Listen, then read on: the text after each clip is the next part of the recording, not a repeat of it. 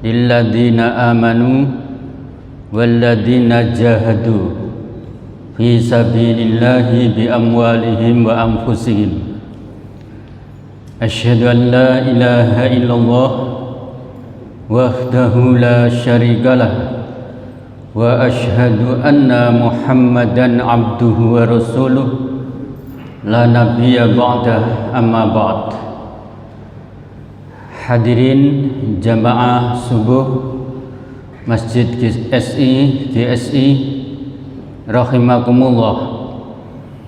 Marilah kita selalu bersyukur kepada Allah Subhanahu wa taala yang telah memberikan hidayah, taufik dan rahmat kepada kita sehingga sampai hari ini, di pagi hari ini, di bulan suci Ramadan, kita masih diberi sehat walafiat oleh Allah, diberi nikmat yang besar yaitu iman Islam, sehingga kita bisa menjalankan ibadah Ramadan ini dengan sebaik-baiknya, dan mudah-mudahan semuanya diterima oleh Allah Subhanahu wa taala. Amin. Salawat dan salam semoga tetap terlimpahkan kepada junjungan Nabi kita Muhammad sallallahu alaihi wasallam, Nabi akhir zaman, penutup para nabi, dan tidak akan ada lagi kenabian sesudahnya ila yaumil qiyamah, sampai hari kiamat, yang telah memberi pencerahan kehidupan manusia dari kehidupan yang gelap gulita yang disebut dengan jahiliyah menjadi kehidupan yang terang benderang yaitu Islam, dari kehidupan yang penuh kesyirikan, pengabdian manusia kepada benda-benda yang tidak berguna menjadi kehidupan yang bertauhid, yaitu hanya mengesahkan dan menyembah Allah semata, karena Allahu Rabbul Alamin. Allah adalah pencipta, pemelihara, sekaligus nanti pemusnah alam semesta ini, dan dialah Tuhan satu-satunya yang berhak disembah. Tidak ada Tuhan selain Dia. Selain Dia adalah bukan Tuhan. Dari perilaku biadab menjadi berperadaban. Semoga kita tetap istiqomah, tegak lurus di dalam mengikuti ajaran beliau Rasulullah sallallahu alaihi wasallam. Kita kaji seperti pagi hari ini, kita amalkan dalam kehidupan sehari-hari, dan kita perjuangkan sehingga kita menghadap Allah nanti dalam keadaan husnul khotimah. Amin. Jamaah rahimakumullah, alhamdulillah kita sudah berada di hari ke-25. Insya Allah tinggal 4 hari lagi kita sudah beridul fitri ya. Insya Allah Idul Fitri jatuh pada tanggal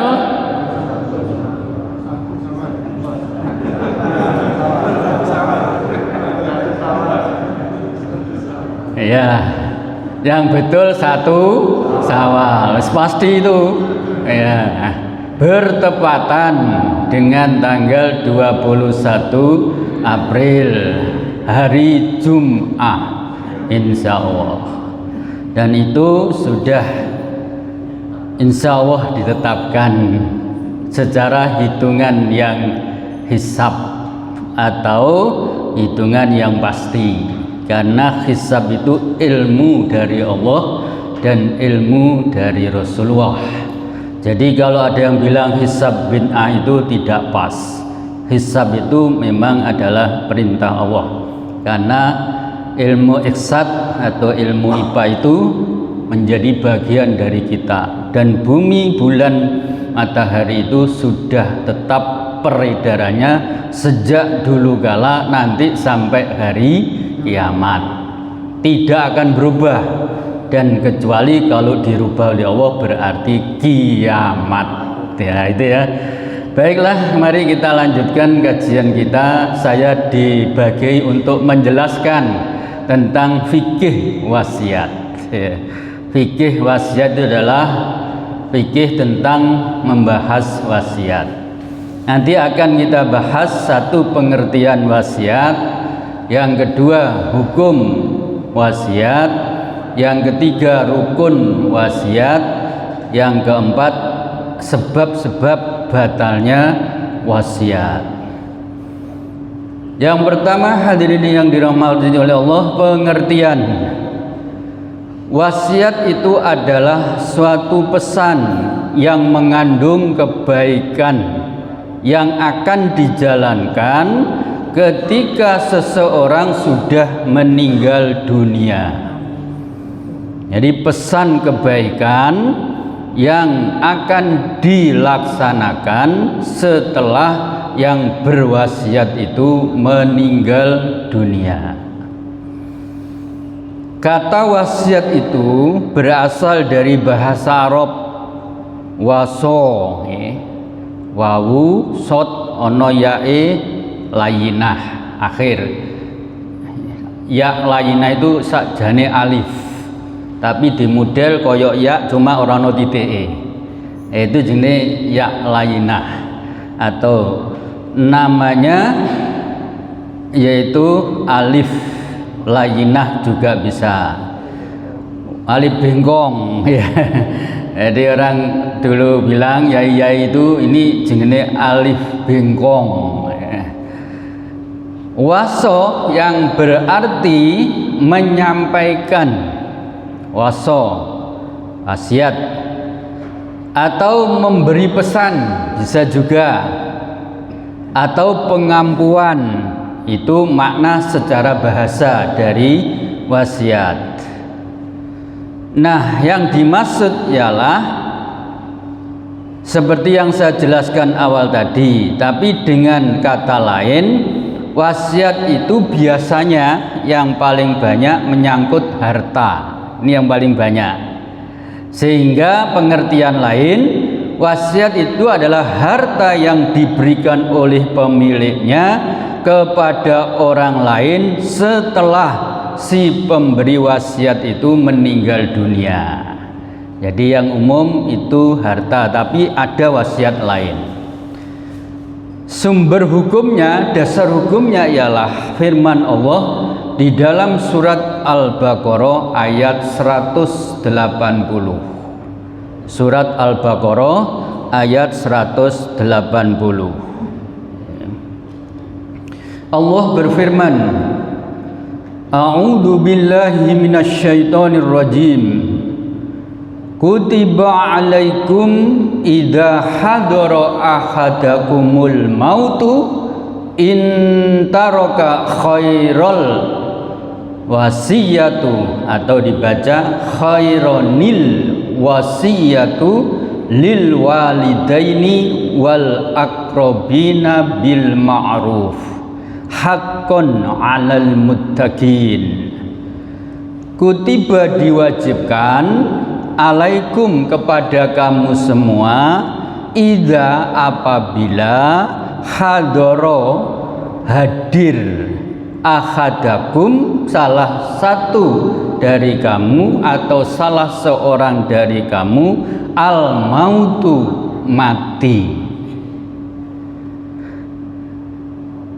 In jika taroka meninggalkan, khairon yaitu wasiat, khairon kebaikan, asal maknanya adalah kebaikan, atau di sini diartikan harta yang banyak. Al wasiyatu yaitu wasiat, lil walidaini untuk ibu bapak, wal akrobina dan karib kerabat keluarga yang dekat, bil ma'ruf dengan yang baik, haqqan alal muttaqin ini menjadi kewajiban atas orang-orang yang bertakwa. Jadi kula panjenengan bila telah usia lanjut mendekati kematian, maka di sini hendaklah punya wasiat atau membuat wasiat atau berwasiat, ya, berwasiat untuk yaitu meninggalkan, apabila kita meninggalkan harta yang banyak, baik kepada ibu bapak maupun keluarga dekat, itu menjadi kewajiban bagi orang-orang yang bertakwa. Dasar yang kedua adalah sabda Rasulullah Shallallahu Alaihi Wasallam sebagai berikut. Dalam hadis dari Abdullah bin Umar radhiyallahu anhu, Nabi Shallallahu Alaihi Wasallam bersabda, "Ma hakkum ri'im muslimin lahu syai'un yuridu ayyusyafi yabitu lailataini illa wa wasiyatuhu maktubatun indahu." Ya, artinya tidak layak bagi orang muslim melewati 2 malamnya padahal dia memiliki suatu hal untuk diwasiatkan, kecuali wasiatnya sudah tertulis di sisinya. Ya, maksudnya bahwa kita seperti ayat tadi, dekat kematian ini malah 2 malamnya, ya, 2 malamnya ini lalu tidak menulis wasiat, ya, seharusnya dia harus sudah menulis wasiat, ya, jangan sampai tidak menulis wasiat. Hadis riwayat Imam Bukhari, hadis nomor 2738, dan ada di Imam Muslim hadis nomor 1627. Nah, jamaah rahimakumullah, dalam wasiat seorang dapat berpesan untuk memberikan sesuatu kepada orang lain, ya, setelah dirinya meninggal. Kemudian pemberi wasiat berkuasa untuk memberikan wasiat kepada siapapun, kecuali yang tidak boleh kepada ahli waris.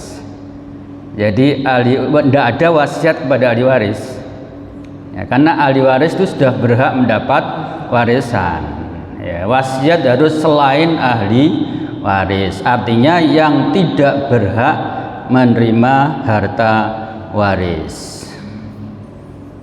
Hukum wasiat sekarang, dari ayat dan hadis tersebut para ulama menyimpulkan bahwa hukum wasiat itu sebagai berikut. 1. Dihukumi wajib jika berhubungan dengan pemenuhan hak-hak Allah seperti kafarat, jadi denda, ya. Biasanya puasa ini ada dendanya. Orang yang sengaja membatalkan puasanya, berkumpul suami istri di siang hari, dapat kafarat, denda, ya, yaitu memerdekakan budak. Kalau tidak bisa berpuasa 2 bulan berturut-turut, tidak bisa, tidak mampu, memberi makan 60 orang miskin, ya, insya Allah itu mampu. Yang kedua zakat, contoh yang kedua, ya, zakatnya belum ditunaikan, nah, itu harus dilaksanakan. Yang ketiga contoh fidyah. Fidyah itu orang yang meninggalkan puasa karena sebab tertentu dan tidak usah nyaur, seperti wanita yang hamil, wanita melahirkan, menyusui. Ya, itu orang tua bangka yang sudah tidak kuat puasa, itu tidak usah puasa tapi fidyah, ya, sama. Jadi fidyah itu adalah itu gantinya puasa. Dan wanita hamil tidak usah nyaur kalau sudah fidyah. Wanita nyusui fidyah tidak usah nyaur. Oh itu sudah fidyah itu gantinya puasa yang ditinggalkan. Jadi ibu-ibu nggak usah ragu kalau sudah bayar fidyah, sama aja, itu sudah ketentuan dari Allah. Atau pemenuhan hak individu seperti pinjaman, ya, pinjaman harus didahulukan, ya. Atau hutang, punya hutang itu didahulukan. Makanya di waris itu sebelum dibagikan itu harus diperhatikan hal-hal berikut. Satu, keperluan untuk penguburan, biayanya diambil harta dari orang yang meninggal dunia kalau punya, ya kalau tidak punya anaknya, ya, siapa yang punya keluarganya, tidak punya kita jamaah, ya, berkewajiban itu kewajiban kita bersama. Yang kedua, zakat yang belum ditunaikan itu wajib dikeluarkan dulu kalau sebelum bagi warisan. Yang ketiga, hutang, hati-hati hutang. Hutang itu jika tidak dilunasi maka arwahnya masih tergantung atau melayang kemana-mana, belum diterima oleh Allah sebelum hutangnya dikembalikan, kecuali keluarganya sudah ada yang menanggung atau yang menghutangi sudah merelakan.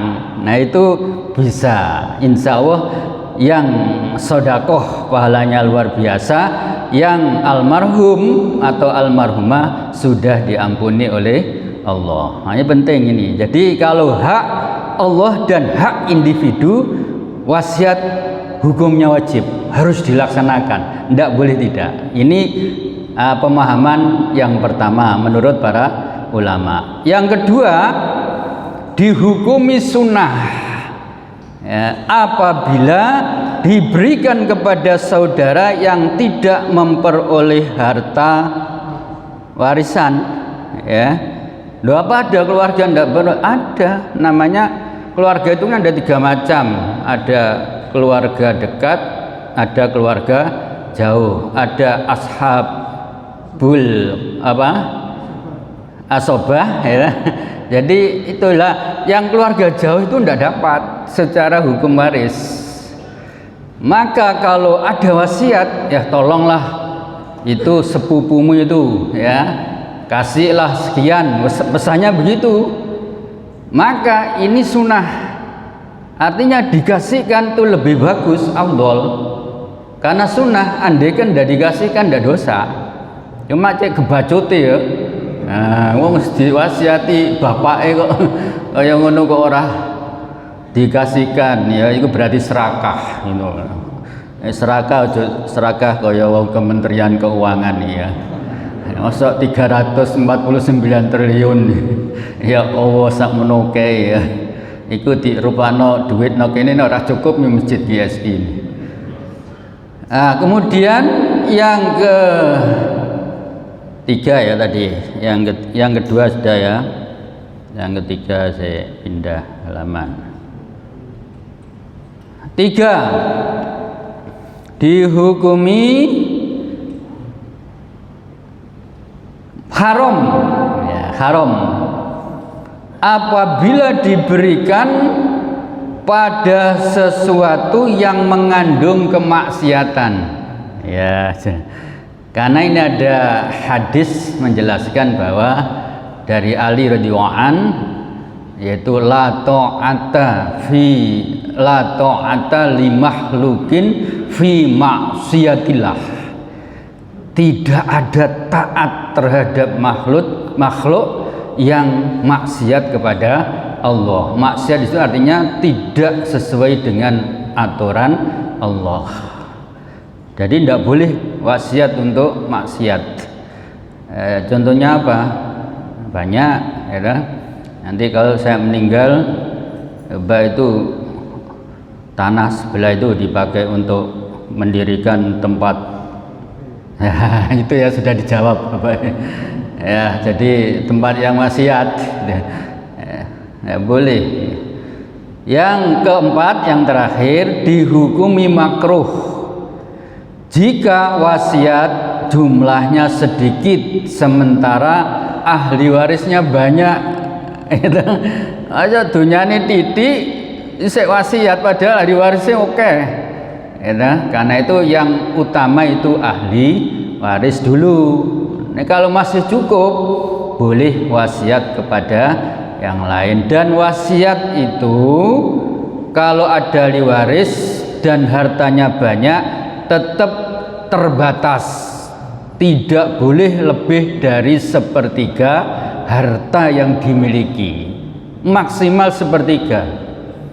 Ya, di zaman Rasulullah pernah sahabat siapa itu saya lupa, Rasul saya ini sugih, punya harta benda banyak, kebun ini kebun itu ya, saya juga ndak punya ahli waris ya. Apakah boleh harta saya itu saya waris saya hibahkan semua, saya sedekahkan semua? Jangan. Kalau 2/3 jangan, separuh jangan, sepertiga paling banyak baru itu boleh. Jadi bapak-bapak, ibu-ibu, kalau memberikan hibah, wasiah, sedekah kepada yang lain jangan lebih dari sepertiga, karena itu hak ahli waris diutamakan. Anak kita, keturunan kita jangan sampai kita tinggalkan dengan keadaan miskin. Kemudian rukun wasiat di hukumnya ya. Sekarang yang ketiga, rukun wasiat. Pengertian sudah, hukum sudah, dasar hukumnya juga sudah. Rukun wasiat satu, al-musi, yaitu pemberi wasiat. Ini harus jelas. Yang kedua, al-musolahu. Apa yang dimaksud al-musolahu? Yaitu penerima wasiat juga harus jelas. Penerimanya siapa ya. Yang ketiga ialah al-musobihi, itu harta yang diwasiatkan juga harus ada wujudnya, objeknya itu harus jelas ya, milik sendiri bukan milik orang lain ya. Bukan dalam persoalan, masih dalam sengketa, tidak, harus jelas yang diwasiatkan itu ya. Yang keempat, segot itu bahasa kita akad, bahasa bisnis transaksi ya.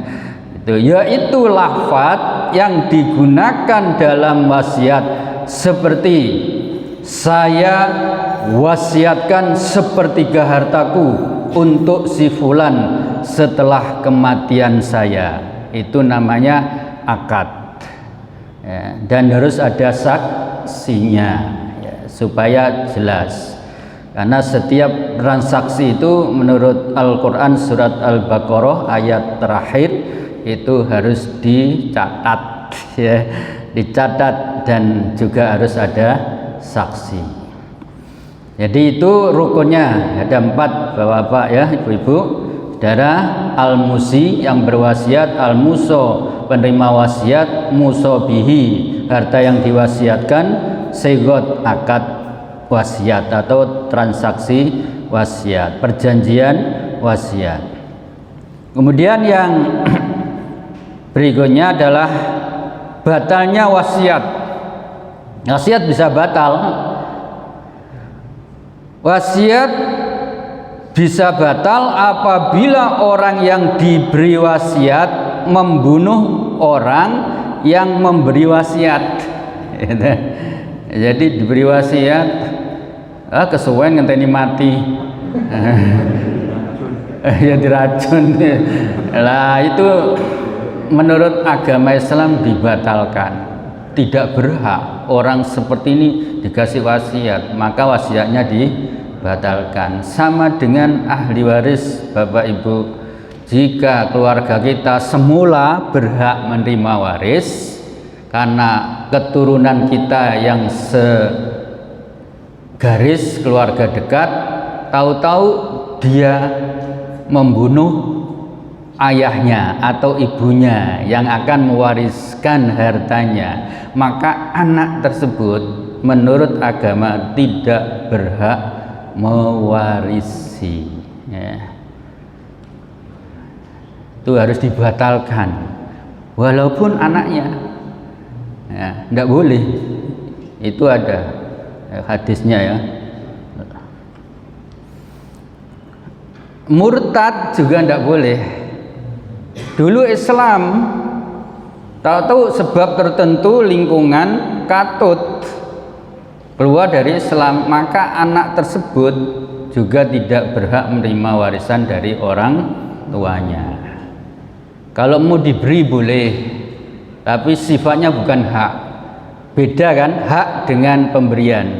Hak itu kalau tidak diberi ada nuntut, boleh dituntut, ya. Tapi kalau pemberian itu nggak bisa dituntut.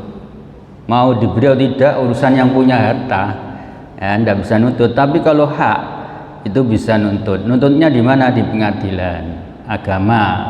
Setelah ada fatwa diteruskan ke pengadilan negeri, ya. Nah, itu biasanya begitu. Karena itu sekali lagi menurut Sayyid Sabiq itu di dalam fikihnya itu mempunyai kesimpulan wasiat itu bisa dibatalkan apabila satu, seseorang yang diwasiati menderita penyakit gila yang parah dan mengantarnya pada kematian.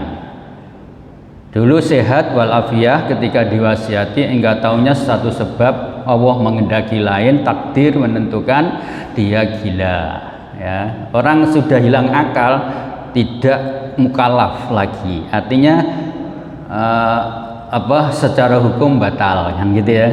Nah, ini karena itu dibatalkan karena sudah gila, apalagi sampai mengantarkan kepada dia akan meninggal dunia. Kemudian yang kedua adalah seorang yang diberi wasiat telah meninggal sebelum seorang yang memberi wasiat. Yang digawe wasiat mati dhisik. Kebalik iki, ya. Nah, yang tadi kan sing wasiati dipateni, monggo kesuwen. Saiki enggak, justru yang diberi wasiat meninggal lebih dahulu, ya. Nah, itu juga batal. Wong sudah meninggal kok, ya enggak bisa dan tidak bisa diwariskan, ya. Jadi harus ditransaksi ulang kepada siapa lagi nanti yang diberi wasiat.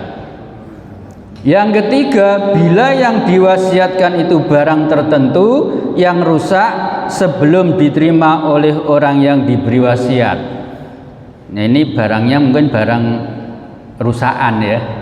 Jadi barang yang diwasiatkan lebih dulu rusak. Belum sampai kepada yang diwasiatkan sudah rusak. Lah wasiatnya kapan niku? Ya suwi, mungkin sebaya seperti kula jenengan niki umur 60 ke atas, ya. Enggak tahu umurnya 100 tahun. Omahe sing diwasiatno wis rusak. Nek omah kan sik ana tanahe, lah nek barang. Nah, itu dibatalkan, harus diulang lagi secara baik. Hadirin jamaah rahimakumullah, sudah habis, ya, 4 persoalan: pengertian, kemudian hukum, kemudian rukun, dan wasiat dibatalkan. Ini sebab-sebabnya. Ada pertanyaan monggo atau sharing, ya, silakan. Ini waktunya masih ada beberapa menit. Monggo, Pak. Terima kasih, Pak. Iya. Ini menyinggung tadi tentang fidyah. Nggih, oh ya boleh. Fidyah itu sehari makan atau sekali makan? Fidyah itu ukurannya adalah seorang. Jadi seorang berarti bisa seorang, ada ukurannya satu mud, ya. Jadi itu fikirnya begitu, satu mud. Satu mud itu sekitar berapa? Setengah kilo atau apa lebih lah. Nah, itu yang diberikan, bukan sehari. Tapi ada yang menafsiri dianggap sehari, ya, ada. Nah, sehingga kalau makannya dia sehari itu misalnya 3 kali, lalu setiap makan dinilai 10.000, maka sehari 30.000 kalau berupa uang. Nah, itu berarti 30.000 kali 1 bulan. Kalau 29 kali 29, kalau 30 ya kali 30. Tapi menurut teks hadisnya itu berupa makanan yang enak, ya, tidak uang. Hanya kontemporer ahli fikih yang modern mosok rek ngkei panganan apa beras tok, gandum tok, ngono lho ya. Terus ya mbok yo ditambahi lauk pauknya, ya. Nah, akhirnya dinilai seperti itu lebih afdol gitu ya. Jadi bukan pas-pasan, tetapi mbok yo setiap berbuat baik itu dilebihi. Itu aja. Lebih itu bagus, kurang nggak sah. Kan gitu ya. Sama dengan zakat itu kalau dihitung 1 sok itu 2,5 kilo. Tapi dilebihi menjadi 2,6 atau 2,7. Ojo sampai kurang 2,5. Pas ya pas-pasan minimalis ya itu ya. Tapi kalau lebih aman, andaikan lebihnya itu sedekah kan gitu ya. Nah itu karena kita prinsipnya harus lebih, kalau berbuat baik itu harus lebih banyak daripada kurang gitu ini. Nah coba monggo yang lain. Enggak Pak, silakan. Ada orang muslim anaknya 4. B.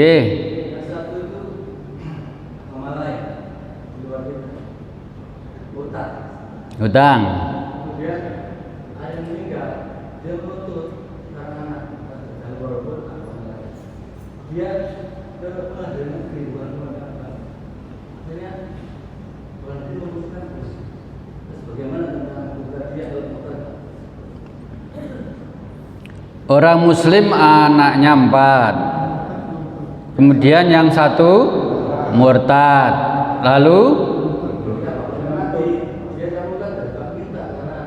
ya nuntut ya, nah, nuntut haknya, nah, tapi lewat pengadilan negeri ya. Memang kalau hukum negara itu walaupun anaknya mateni bapak ibuke tetap haknya masih ada, makanya dia lewat pengadilan negeri ya. Nah itu jeleknya pengadilan Belanda, pengadilan kafir, ya. Itu di situ ketahuan kan. Nah di Islam itu kalau anaknya murtad tidak berhak mendapat warisan dari orang tuanya yang muslim, atau sebaliknya orang tua yang ghairul Islam tidak boleh mewarisi harta anaknya yang muslim gitu ya. Dan ada pendapat kontemporer justru kalau anaknya muslim orang tuanya yang tidak Islam itu justru boleh menerima, tapi pada dasarnya asalnya tidak boleh. La yarisul muslimah al kafir ya, tidak ada mewarisi orang muslim terhadap harta benda orang kafir, dan sebaliknya itu hadisnya seperti itu. Tapi ada ulama yang berpendapat jika anaknya yang muslim orang tuanya yang ghairul Islam itu boleh menerima. Alasannya apa? Al Islamu ya'lu wa la yu'la alaih. Islam itu tinggi, tidak ada yang meninggihi. Yang kedua, untuk orang Islam itu tidak boleh berkurang tapi harus bertambah. Al Islamu yazidu wala yanqusu. Islam itu kudu tambah, nggak oleh kurang. Artinya kalau harta benda itu masuk ke Islam harus, tapi kalau dari Islam keluar jangan sampai gitu ya. Kenapa? Logikanya nih masuk Islam untuk kebaikan, kalau masuk di luar Islam bukan untuk kebaikan. Nah murtad itu kan dari sisi akidah sudah salah ya, karena syirik atau menyembah selain Allah, berarti untuk kemusyrikan, untuk kekafiran. Tapi kalau ke Islam untuk ketauhidan, itu bedanya Pak. Nah kalau begitu nuntut ya mungkin pengadilan negeri mengabulkan. Ya itulah kalau kita buah simalakamanya, kalau hukum ini ganda.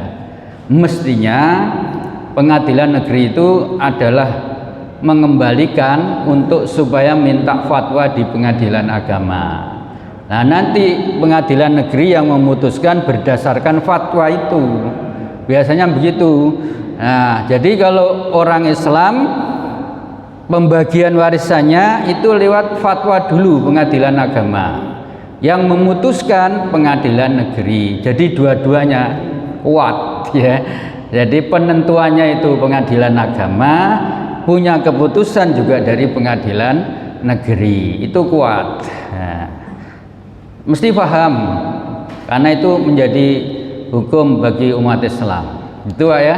Nah, ya, tapi kalau diberi boleh Pak, enggak apa-apa. Silakan meskipun murtad. Itu bodoh-bodoh kalau secara biologis kan anaknya. Tapi diberilah itu boleh. Tapi kalau hak waris dibatalkan, tidak ada. Gitu ya. Ampun. Nah, monggo. Lagi nggih, monggo. Berwasiat Nggih. kepada anak angkat, di mana anak angkat ini tidak ada hubungan nasabnya. Nggih, leres. Nggih. Apakah bisa? Bisa. Ya. Kalau dia berwasiat, kemudian tidak ada saksi, apakah itu bisa dibenarkan? Wasiat itu lebih baik ada saksi ya. Kalau tidak ada, sudah terlanjur. Tidak ada, sudah ditulis, itu kuat. Tidak ada tulisan. Nah itu yang bahaya Pak. Betul-betul itu yang enggak kita inginkan. Pasti anaknya itu tidak mengakui. Ya apalagi masalah harta. Nah, karena hati-hati. Makanya kita harus wasiat paling tidak tertulis, nggih. Paling tidak kalau tidak ada saksi. Kalau apalagi tidak tertulis, wah susah. Jadi tertulis ada saksi itu bagus ya.